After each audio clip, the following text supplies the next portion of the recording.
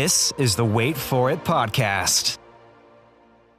Hey everyone, welcome back to the Wait For It podcast. I'm your co-host, Phil Barrera, aka Phil the Filipino. And I'm your other co-host, Mr. Eric Almighty. And for this edition of Late to the Party, we are known to do a lot of movies, but every once in a while, there is a TV show that catches our eye that we missed out on. And this one in particular has been talked about really since it came out in January of last year. With season 2 around the corner, we are going to be talking about The Pitt and our experience with season 1 of this series. Yeah, this is a show that a lot of people within our circles were watching and talking about. Medical dramas are something that, I really only dabble in every few years. The original, of course, you can go all the way back to House, and then after that for a little bit it was The Good Doctor, and then now The Pitt, which has been heavily praised by so many people, not only just fans of the show, but also similar to The Bear, right, Eric? People that are within this industry, and it does so many things right, and you can just automatically see and understand why it has garnered this much attention and praise from both critics and audiences, and very excited to talk about it. And it was a very emotional ride, as I watched most of this within the last week and a half or so it's a lot to digest. But I'm very glad that we got a chance to watch it, and excited to talk to you guys about it here today. With a series that is relatively new, I will give a spoiler warning here up top.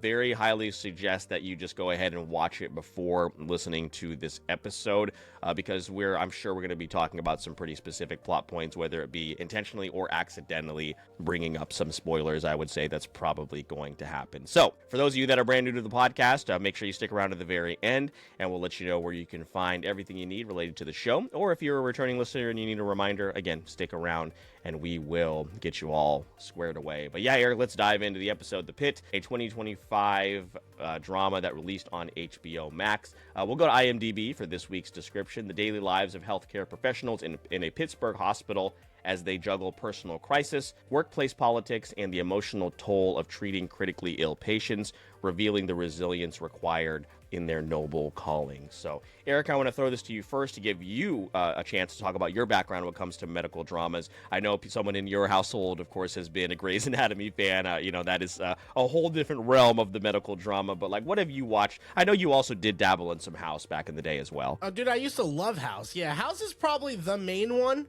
which I think in medical drama, in the medical drama world, it's not the most accurate portrayal of it.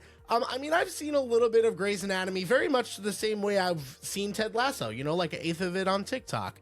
The Good Doctor is something I started, but I didn't get to. I'm a surgeon. I didn't get to that season in particular.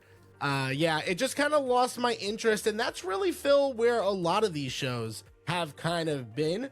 They eventually, any ones that I've gone into, they've lost my interest. There's been ones that I've seen, do you remember Royal Pains? I've dabbled in some Royal Pains, yeah. Royal Pains, you dabble into it. I never went into ER or any of the big ones like Grey's Anatomy, but there definitely are a couple of those in that vein that I've watched either episodes of or clips of, and they just never gripped me. But it was something about The Pitt and the way people were talking about it that really started to catch my attention. And now, I don't know that I want to really dive into this genre much more than I already am, but this particular show is definitely making me at least think about that. Yeah, and I forgot to mention the other medical show that I've watched is Scrubs, and that is also actually a show that a lot of people in the medical industry have praised for being very accurate. Of course, it is very silly and it's comical, but as far as the medicine, it's one of the shows that gets a lot of praise when it comes to the medical community in general.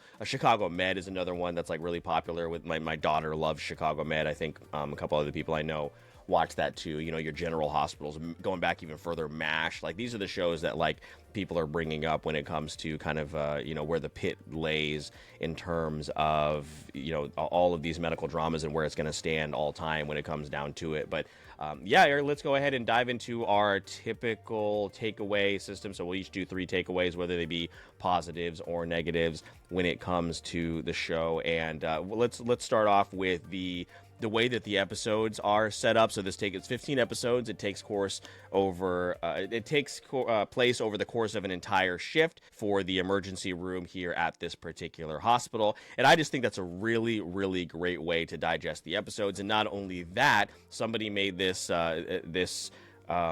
comment on the YouTube video that I was watching, is that having the medical residents there and the students is a really great vehicle for telling the story, to make it that the doctors and the people and the characters are not talking at you, they're talking to the people they're trying to teach.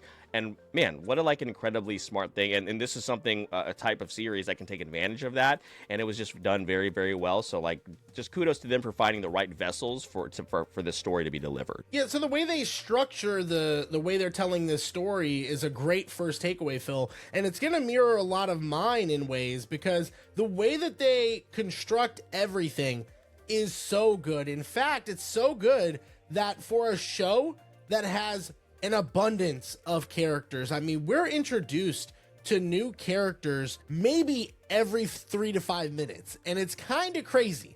And there are some that you pick up with and you know where that story ends, and then there's some that you don't know what the end result of their story was, and that could be really frustrating.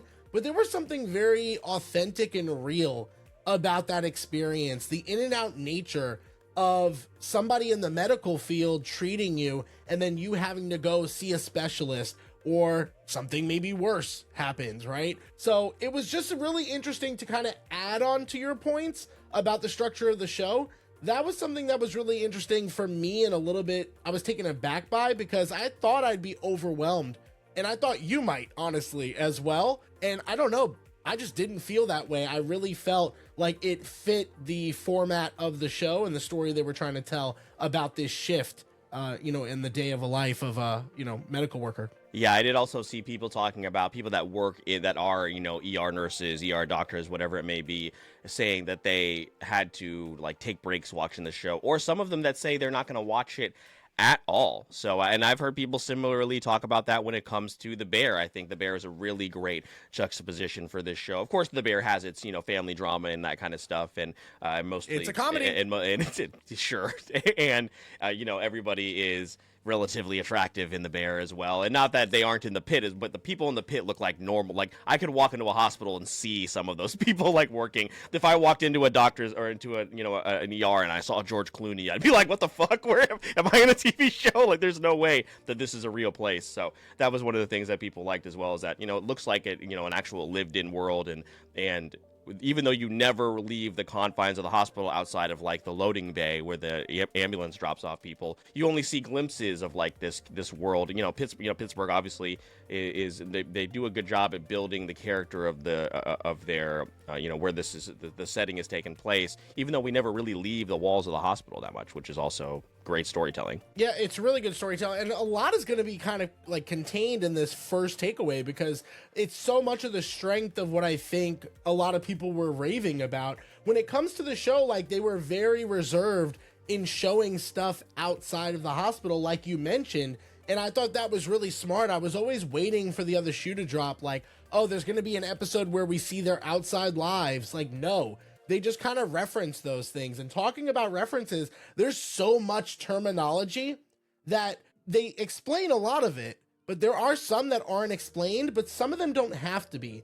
And then there are situations where I would find myself a couple episodes in, when I heard a term, I was like, oh no, I know what that means. And I didn't need it explained to me a second time.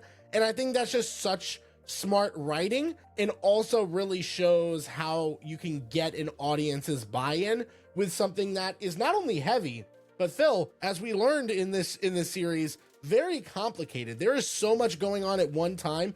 Just the littlest thing could go wrong. And the fact that I was able to stick with it and understand it as much as I felt I did it anyways, is just, again, a testament to the writing and the direction of the show. Yeah, I think there's a difference between making your audience feel dumb and talking down to them, but also, and what was done here, like you said, it never felt overwhelmed. Yes, I don't know what type of drugs they're using, what the specific type of, what's actually happening to these patients or anything like that, but I never felt again, the writing was talking down to the audience, which is also, I think, really difficult to do when it comes to something like this. And that's why, like, in a show like a House or whatever, there's a marker board and they're writing out what's happening. And then there's some sort of graphic and 3D random, like, 3D generated video of, like, what's going on. And none of that is happening here.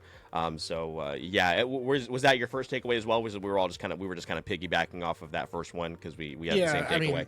It's the biggest one, right? So I just think giving extra support to that first take from my lens. Yeah. What's your second one? We'll let you kick off the second takeaway here. Yeah. So for my second takeaway, I've got to really praise a lot of the acting. I mean, it's obviously led by Noah Weil, just starting off, which from ER fame, and obviously a lot of other roles. But ER is something we'll be probably talking about when it comes to. Is that a late to the party? I mean, how many episodes of ER are there? Do you even know about the lawsuit? Beg your pardon. Okay, so I'll bring that up because there was a legal battle. Season 2 of the Pitt, there was a thought that it would not happen. There was a legal battle initiated by the estate of the ER creator against Warner Bros. Because Noah Weil is in ER, and I believe other characters as well. And essentially, the claim was it's an unauthorized, disguised reboot of ER. Like a reboot or a spinoff? Yeah, so it's Is he Dr. Robbie in ER? I don't know if he has the same name. I didn't look that deep into it. When it comes to the show, ER is brought up a lot already as a comparison, so the fact that there was a lawsuit wasn't surprising at the time for a lot of people, but obviously we're moving forward with season 2, so it must not have been that big of an issue. But as far as my second take, again, there were just a lot of really great performances that I really, really liked, and there's a lot of actors and actresses, there's so many that played a really big part, but pretty much anybody that was in that main cast of either interns or residents, or the superior doctors that were there, trying to help the younger ones learn. Like, everybody was great. Dana in the front, like, it was just a lot of great stuff going on. And I gotta say, a lot of the people coming in as patients also did really good. It was nice to see that there wasn't like a jarring cameo, at least from my point of view. Any actors or actresses that I knew about, a lot of these people seemed to be unknown or didn't have a lot of big roles. And again, most of them came off as believable. There are a couple of things here and there, maybe performances or particular characters I didn't love. But when it came to the patient side of things, it was so quick that I couldn't really be bothered to make it a real negative of the show. It was just something I noticed. So overall, character-wise, I thought it was really strong. And with the amount of character development they do in just a single shift, again, each episode is essentially an hour of a day. I think they did a really good job in doing that. Plus the world building of some of their history, their trauma, how they got there, stuff going outside in their lives, and how they brought that to the forefront. It doesn't always work, but it worked most of the time. Characters you didn't like, you can just say Jake. It's so funny because I knew we were gonna land right in the same spot. Yeah, no, that was the worst one for sure. With that fuck ass haircut, I don't know what they were. That one was the worst one for sure, and it needed to be better. Yeah. So, I'll piggyback off that. Yeah, all the characters, Collins, McKay, Langdon was so frustrating as well, just in terms of how he's treating everybody there, between like how he treats Mel and how he treats Santos, and like it's you get it because he is genuinely helping, but he's also paranoid because he's like, oh shit, like someone is on to me, and we won't talk about that here as far as what's going on, but like, yeah, it's very, very like frustrating you go back and forth on all these characters really for the most part, other than I think the ones that I probably felt pretty even keel about as far as my feelings about them throughout the entire time. Dr. Robbie, of course, I would definitely say McKay, loved her. Mel is probably my absolute favorite. Really loved Mel. And then Whitaker, what was his? Oh, Huckleberry was his his nickname. Yeah. Really, really liked him. Dude, that ongoing gag with him having to continuously change his scrubs was really, really good. And yeah, but they, again, using these med students as the vessel to help us learn as well was really, really smart. As you know, you throw in the nepo hire kind of thing, and then not, you know, she was obviously more than she was there on her own merit, but like that's how it would be looked at. So that was really good. And yeah, putting it, you know, showing the actual like what an ER can become, like especially in those big cities. Like I have been in a situation, it was during like I had to go to an ER visit, and it was during like the COVID days where it was just overrun. And you talked about kind of that world building as far as these characters go, and I've seen so many shows, and you know, even like The Good Doctor very briefly touched on COVID. Like so many shows use COVID as a kind of I don't want to say a crutch, but like they rely on it a little bit too heavily, which is something that I understand. Like medical dramas you can't necessarily ignore, but like to place Dr. Robbie's, you know, kind of trauma and where he's having difficulty placing it in that time frame without actually, again, fully giving us like, here's what happened. You just kind of get glimpses in little bits and pieces of it, is again a really, really great way to let you know like what these characters have been through, and the ones that have been there with him, as far as like Collins and Dana and also Abbott, who's also a really, really great character, you know, just kind of checking in on him and worrying about him is all really great as well. My second takeaway is, I guess it really is just kind of like a continuation of the first, and it's one that I didn't necessarily even notice until I read a comment about it, is there's no point in this where they lean on or over rely on like dramatic music to tell you something dramatic is happening. The soundtrack of this show is the emergency room. It's what's going on in the background. It is the procedures that are taking place. It's the medical jargon that is being talked about, and that is all that is happening here. There's never like his heart stopped, dun dun, like something like really like some overly dramatic piano. Like, yeah, that we know that's sad. You don't need to add the piano in. I think we know that something what is happening is bad. We don't need to be handheld. And again, that kind of once again goes back to like what you were talking about. Like we're never, or what we were talking about earlier, is like we're never felt like they were you know, hand holding us throughout this this series. So that was just another really, really great creative decision that I think benefited and really lent into like, yeah, this shit's actually happening at emergency rooms, and it's traumatizing, and sometimes it's quiet, and when it's quiet, that's probably when that means like things are going pretty bad. Yeah, no, I mean that's a good call out, just for the fact that like it would be pretty bad. Like this person was sexually assaulted. Bum bum bum bum bum bum. and then Mariska Hargitay walks in. Now here's the thing: like if there, you said cameos, like if George Clooney walked in, you'd be like, okay, maybe they have maybe they should sue. Maybe someone should sue. Maybe they should, yeah. No, I mean, I definitely like that takeaway as well. Again, the show feels like it's not, and that's hard to say because I don't watch a lot of medical dramas, so maybe it is, but it doesn't seem like it's taking all of the tropes that you would typically see in a show like this, and I do like that, and I really enjoy the fact that they are going a little bit more for the realism, which is, Phil, where kind of it's going to lean perfectly into my third take, so I'll kind of just go there now. I really appreciated the delicacy that they took with a lot of these scenarios. There are definitely some deaths that are happening here, to put it lightly, as you could expect at a hospital, and especially one like this one. There were moments where I definitely were fighting back. I was fighting back tears. Like I bought in enough to the situation, you know, that I really I felt for any human going through that. And I just feel like that's something they have to nail. They have to do a good job at that for the show to really work.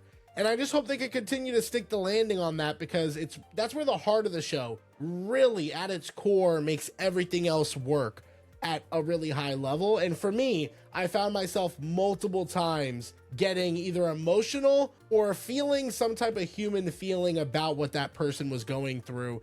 And you know, a lot of these situations aren't too far-fetched, right? Like, it wasn't like a crazy situation. In fact, some things hit a little too close to home, right? So without getting into every single situation or spoiling too much of the show, although this is late to the party, that was my final takeaway, is just the human element was really present in this show for me. Yeah, that's pretty similar with what I was going to say as well, as far as like, yeah, it is heavy. I wouldn't suggest doing what I did and binging it within the course of a week.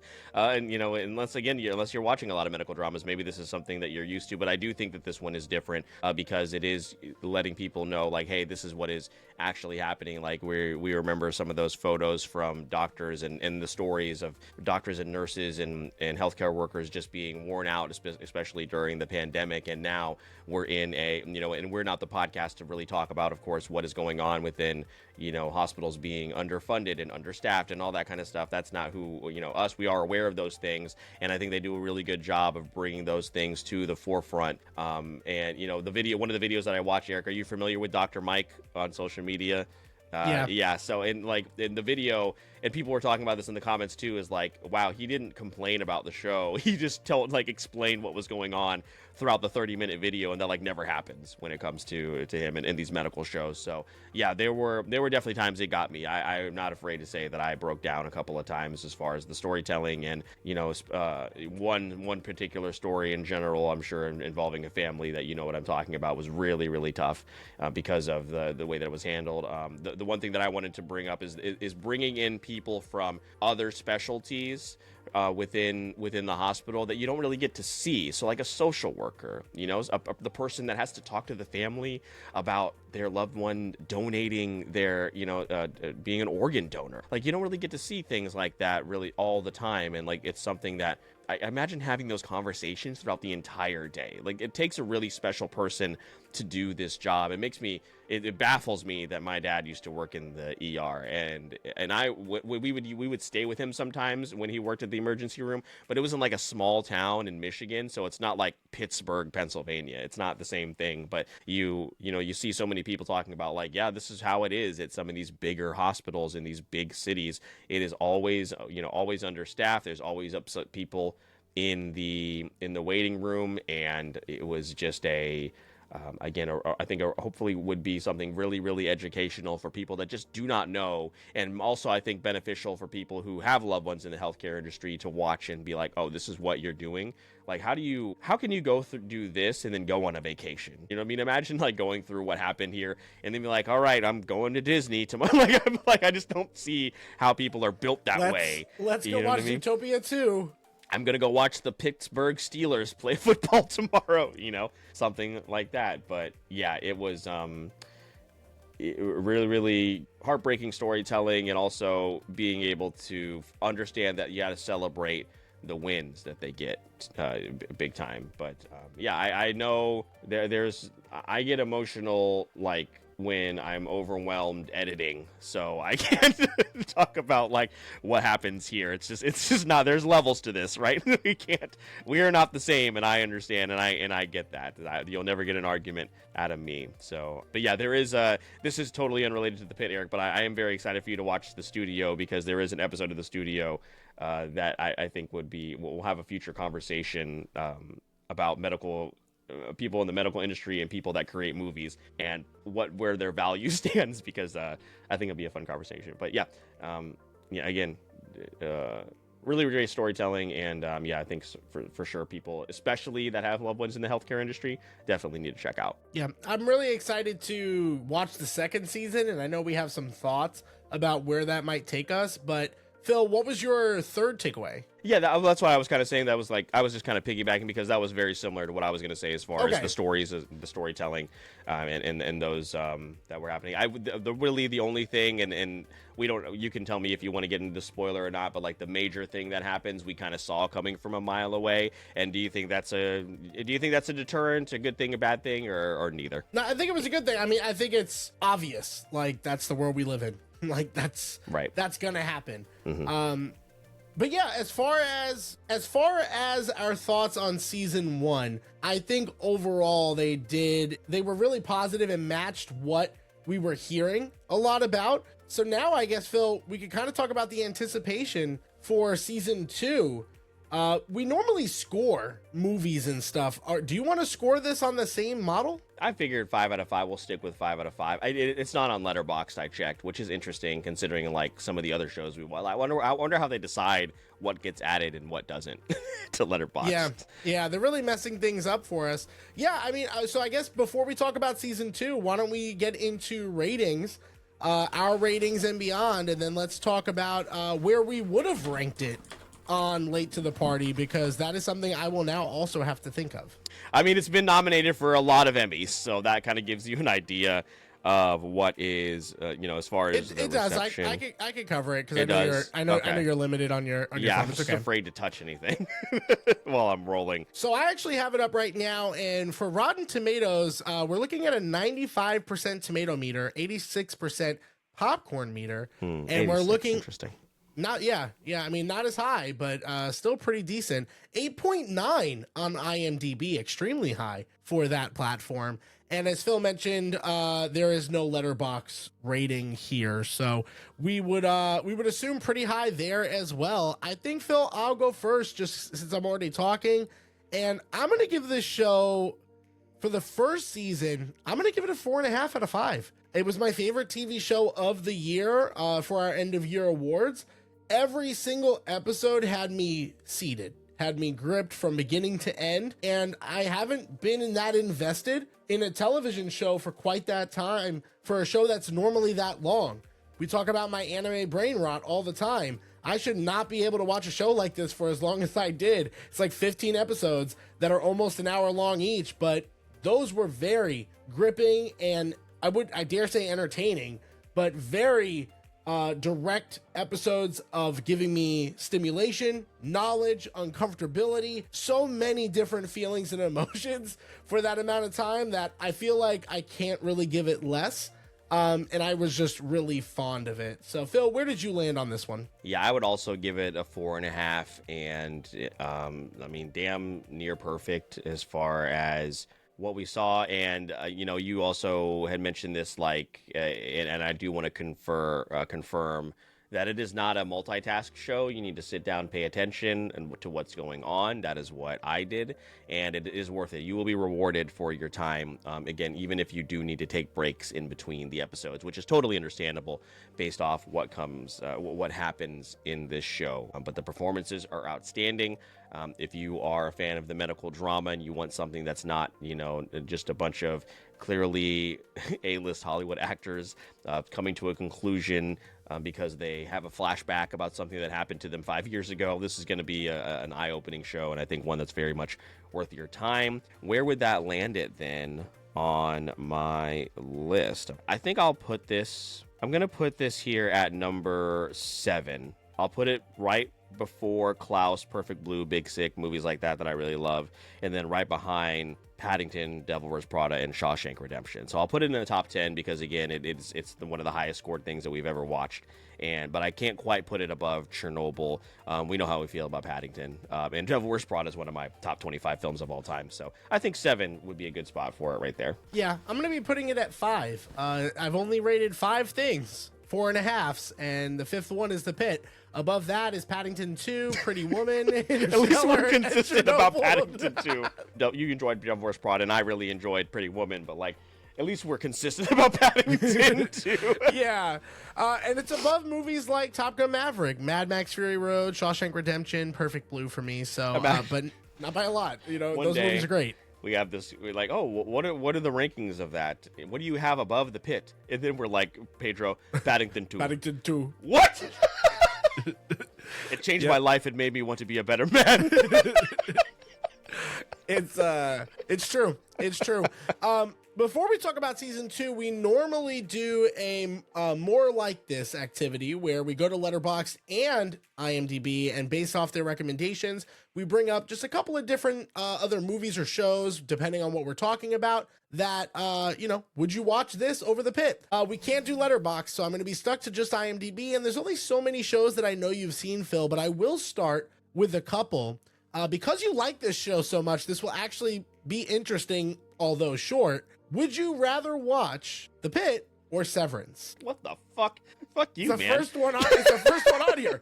Hey, Don't shoot the messenger. IMDb said it. I'm going to go Severance for now. We'll see how I feel after season 2 of The Pitt. It's understandable. Would you rather watch The Pitt or The Studio? The Studio would still have been my 2025 pick after watching The Pitt. So yes, The Studio. Very interested in that. Would you rather watch The Pitt or The Last of Us? The Pitt, because of what happened, what Craig Mazin did and is about to do. So yeah, we know the answer to this one though. Would you rather watch The Pitt or The Bear? The Pitt. But okay. Now we're just gonna have some fun. Would you rather watch The Pitt or Stranger Things? The Pitt twice. The other day, or earlier in the day, my daughter said, because she'll be out of town for a couple days, when the second half or like portion of Stranger Things is coming out, and she's like, you guys can watch it without me because I'm gonna watch it with my friends. And I was like, oh, so I'll just not watch it. So I can just like not watch it at all. That'd be good too. It's crazy for you to just drop a show you've been watching this long, like finally at the end. Feels like you kind of have to commit, but you know, maybe just to make fun of it. So maybe. Yeah. Would you rather watch The Pitt or House? I actually did rewatch House in 2024 and still enjoyed it. But yeah, remember those Instagram reels I was sending you like earlier in the year of the guy like if House was around now? Yeah. I will say off entertainment value, if I just wanted a fun show to watch, it's gonna be I would watch House. But The Pitt is clearly better. But House has like what 6 seasons of like Hugh Lowry, man, come on. Yeah, he was great. That was a generational role. Yeah. So yeah, but that's it for me on this one. Again, not as Surprised much that really Scrubs. show up. Oh, yeah. I mean, Scrubs is like a comedy, though, no? It is, like but it's a medical drama. Medical comedy drama. You know what? We'll just go shows like The Pitt. If you like The Pitt, and we'll just see what comes up and see if there's anything I know for a fact you have watched. Okay. Would you rather watch The Pitt or The Good Doctor? The Pitt. Yeah, see, that's what's going to end up happening here. Yeah. Yeah, I don't think there's, because there's not a lot of medical dramas outside of some of the ones we mentioned already. I think that's going to pretty much be it. Yeah, no, that's it. Yeah. Do you, again, like you said, would you watch any, oh, Jesus, there's 15 seasons of ER, never mind. Not going to do that. Late to the party, baby. No, absolutely not. No, we can't watch ER and not It's Always Sunny. Yeah, we can't do that. So no, I would like to see, the thing with Scrubs is like, and you have watched The Office and Parks and Recreation. I just think that maybe you're past your I'm gonna watch an old sitcom part of your life. I think I had that opening where you watch The Office. If I went back on it now, I would sub Scrubs for The Office. But here we are. It's what's done is done. I'm just happy you've watched Parks and Rec. I'll take that as a win. So, but yeah, I feel like you've moved on from that. Yeah, and we're gonna move on from this and talk about season two of The Pitt. We watched the trailer in the pre-show, and we had a couple 12 thoughts. episodes this time around. Which again, 15 was interesting. That's kind of where I knew it was probably gonna go where it was going when I like had the epiphany of how season 1 was gonna take that turn. For season 2, I don't know. Apparently, there is a decent time gap. It's alluded in the trailer, and there are some new characters being introduced. I am curious what that time jump will look like as far as how we feel about the characters, because we've been dropped into the lives of these characters for a day, and that was jarring at first, but they really made it work. Now we're gonna miss 10 months of what happened since the last time we saw them. I wonder how that dynamic is gonna work. That's probably my only big concern, in addition to the fact that I'm really hoping they don't stick to too many tropes as the seasons go on. I feel like there was already one in that trailer I didn't like. So yeah, throw it out there. Again, this will be a spoiler for the trailer, but at this point, you're listening for a reason if you've seen The Pitt. So what was the trope you saw? The part about McKay saying she needs to get laid. Like they didn't like obviously there's like that awkward moment between Javati and the nurse where she's like, hey, you want to go out sometime? And that's like cute, that's cute banter, but like I don't want any of this like romance shit in The Pitt, you know what I mean? Well, so also Collins and Robbie, but like I don't want that. I know. Well, apparently I did hear something, and again, this could not be true, but this is what I heard, is that like a lot of sex happens in a hospital. Like, for sure, 100%. Yeah, it's like a wrestling locker room. Yeah, so I thought it was a trope. Yeah, that. Anyway, there's unless so there's a lot of sex in medical drama shows like Grey's Anatomy and stuff like Scrubs, that. there's a lot. Yeah, for sure. 100%. But apparently that's accurate. So, like, I don't know how much I can hate on that. I am glad that season 1 stayed away from that quite a bit. Yeah. Although there was some of the stuff you mentioned. I guess what I'll rephrase is, like, I just don't want, like, McKay to, like, start, just to throw out a name here, eyeing, like, Dr. Abbott or Whitaker is kind of cute. You know what I mean? I don't want any of that. But yeah, and that's not even, Dr. Abbott is great though. No, he's fantastic. But I'm just saying, like, that's a little, and that's also not just limited to, I think, hospitals. I think in your workplace, they always talk about don't shit where you eat, and no one listens to that, that advice. So that I understand. I just don't want there to be some sort of like love triangle, you know what I mean? Like nonsense that I would go to a Scrubs for. I would go to something like I'm sure what happens in like an ER or a Grey's Anatomy, you know what I mean? Like I can find that there, but focus on that realism, focus on those relationships, focus on the characters and the backstories. Protect Dana with your lives. I die for Dana and, things like that. So we just got her back, damn it. Yeah. So yeah, those are the things that that's a really good call out there. Is like, man, don't just revert to, what you think maybe would be a little bit easy to write about. Keep it, stick to your guns. I'm sure some of those lower scores that people gave in were like people talking about it being a little bit too preachy and all that kind of nonsense. But you know what? This is what's happening. And you know what? You can't ignore it. So here's what's going on. So yeah, we'll see. It is also a weekly release, which are you going to watch it week to week, or are you going to wait till March when they're all done? No, I'll watch it week to week. It would probably work out better because I don't want to watch back-to-back episodes of The Pitt anymore. That's true. That is true. Yeah, I just talked about that. Yeah, it's probably for the best. It was hard to watch 2 in a row. That's about the max that we got, but we did that a couple times and I regretted it. I was like, yeah, no, I'm emotionally unstable. We did talk around it a lot, so this is your spoiler warning for season 1 of The Pitt. We talked about the moment that happens, and the moment is the shooting at the concert that happens in season 1, Phil. A really big moment of the show, a lot coming from that, and I thought it was very effectively told. Is there something, because again, they reference COVID very sparingly. They address a shooting, which thank God it wasn't a fucking school shooting, dude. Thank fucking God. I was like, please don't. Please don't do this. So with that being said, is there anything that you think they might tackle next that's like worldly, like stuff that you're seeing or you've heard about, or like in the news, you'd be like, wow, if they covered that in the show, that'd be crazy? Oh man, I didn't even think about that. Yeah, because they cover so much in season 1. Like you said, those 2 things, they cover abortion and like kind of like the how far into that can happen. They tackle a bunch of stuff, like there's some racial stuff going on, there's some ageism, and they tackle so much. That's a really good question. Have you thought about that? They had those kids stealing an ambulance. Stealing, yeah, for their frat. They covered a ton in season 1.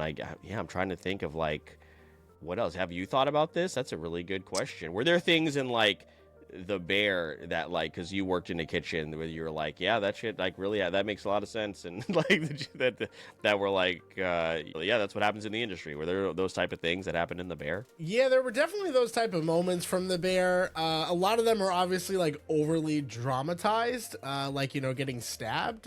That didn't happen at Chili's. No, but damn, it could have easily happened. Yeah. But definitely some of the crash outs and different things like that happen back at house. The Bears, again, a great comparison in a much different direction. I think with The Pitt, I don't know if there's a particular like event that would necessarily, the one that's in the trailer is like, that's teased as far as the systems going like down. The outage is like, yeah, like, and going back to having everything just written down. And you see that, of course, as far as what the written dialogue is, as far as keeping everybody updated as to what's going on when they have that mass casualty event. So that'll be interesting to see how they attack that. It'll be interesting to see where McKay is in terms of where she is with like her ankle monitor and all that kind of stuff. And that was also a really interesting like curveball. Definitely didn't see that like that coming.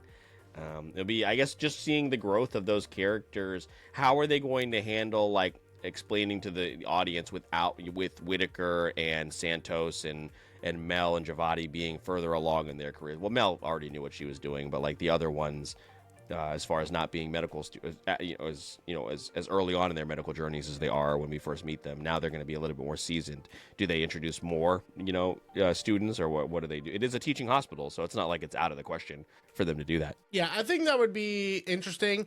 I would say maybe not events, but I definitely want to know a little bit more of the politicking of the hospitals. Like they tease that a lot about the understaffing and a lot of those things that they're not getting. And really Langdon. jumping into that.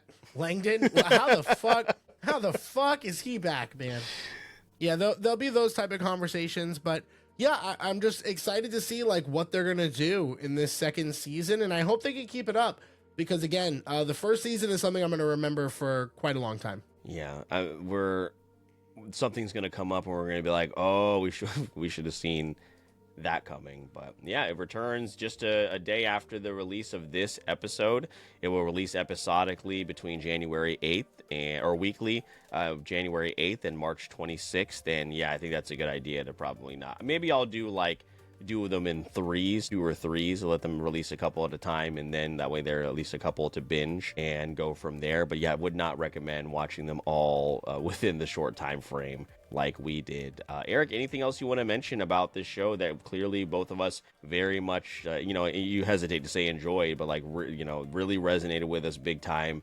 It does say 15 episodes on Wikipedia, and then down below there's only 12 listed as far as who the writers are and when they're releasing. So maybe there's 3 that aren't accounted for. Maybe we'll be on, I don't know. We'll see what happens, I guess, when the episode or when the show comes back. But anything else you want to mention before we wrap up this episode? No, I just kept still thinking about like what major event could happen. And I was like, they're not near like a big body of water, right?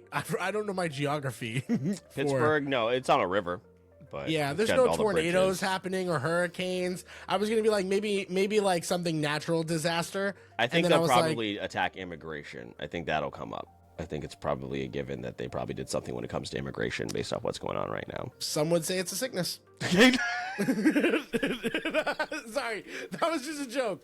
It was just a joke. I am notorious for just saying it if the laugh will land, and I have a high success rate. Everyone, and that was it. Give it up for Donkey Kong! They're not gonna understand. That's gonna be an inside joke that lives with Eric and I until we die. I'm gonna be on my deathbed. I'm gonna be on my deathbed. Eric is gonna come in and be like, "Hey, buddy, listen, man, we had a great run. Like, really care about you, and I want you to give it up for Donkey Kong." And you know what's funny about that video? Again, this is like just for us right now. I didn't even realize in the video you barely hear the music, so it's just Donkey Kong and the fucking fireworks in the background. We honestly couldn't break that down more than we just did if we tried. There's no way to explain it. But yeah, dude. Also, a certain person we met, between the quote that guy said and Donkey Kong, Hall Mat was worth the price of admission. For sure. And it wasn't even at It didn't happen at Hall Mat. Crazy. But yeah, no, that's it, ladies and gentlemen. If you have not seen The Pitt and you stuck around for this episode, there's still a lot to be able to experience.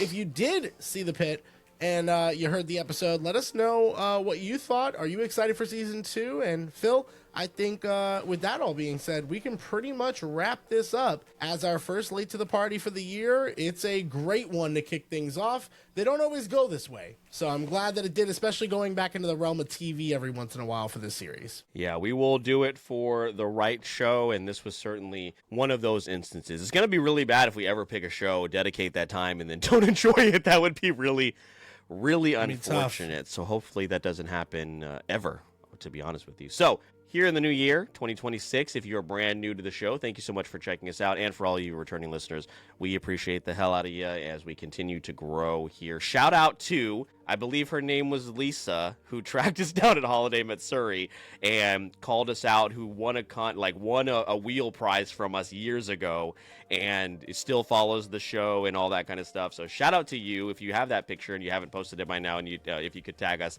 that would be awesome. It's really great to see you guys like out at conventions and stuff and that you recognize us. That's insane. So thank you so much for that. Make sure you click the Linktree link in the show notes of this and every single episode. You can find everything on that you need from us social media wise. Otherwise, you can find us on Instagram, TikTok, join our growing Discord community. Follow us over on YouTube, like, share, and subscribe. And we are streaming every single week over on Twitch, so make sure you check us out over there. Make sure to follow Eric and I on our personal pages as we navigate our streaming and voice actor journeys. Eric is streaming pretty much twice a week, so make sure you check him out all throughout 2026. And if you are listening on whichever podcast player you're listening on, make sure to give us 5 stars. One of the best ways to support the show. But if you find yourself wanting to get a little bit more from us, or having a hand in the content that we make, or even getting episodes early, Eric will let you know about that before closing us out for the night. Yeah, so you can join us on Patreon to give us a little bit of additional support beyond all the free stuff that Phil mentioned. That only takes a moment of your time. If you could give a little bit more, though, like some of our patrons, Briar, T3 Cato, Vintage Macaroni, Corey from The World Is My Burrito, Nick Hasbaro, the author of the Vidalarium series, and Botter from the Short Box Podcast. In exchange for that, you'll be getting access to these episodes early and some behind-the-scenes conversations that are happening pre and post show. You don't want to miss it, including our recurring Patreon month that will pop up a couple times in the year, where you could choose a show and or movie for us to check out that we might have missed out on, or internationally known that we might have missed so far. Try to give us something that we're going to enjoy so we don't have to hate it like Porco Rosso. I'm so sorry, Briar. Just in case you're listening, I wanted to throw that out to you. But with all that being said, guys, thank you so much for listening to this episode and for all the support that you guys are giving us every single month. My name is Mr. Eric Almighty. That is my co-host, Phil the Filipino. And please don't forget, we release new episodes for the podcast every Wednesday. And all you have to do is wait for it. Now give it up for Donkey Kong!